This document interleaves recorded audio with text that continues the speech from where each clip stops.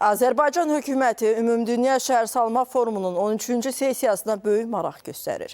Bu fikirlər QHT-lər üçün təşkil edilmiş davamlı şəhərsalmada vətəndaş cəmiyyətinin rolu mövzusunda World Urban Forum 17 üzrə təlimdə bildirilib. Qeyd olunub ki, hazırda Bakıda həmin forum çərçivəsində intensiv hazırlıq işləri aparılıb. Təlimdə vurğulanıb ki, önəmli məsələlərdən biri güclü tərəfdaşlıqların qurulması və peşəkar şəbəkələşmənin təmin edilməsidir.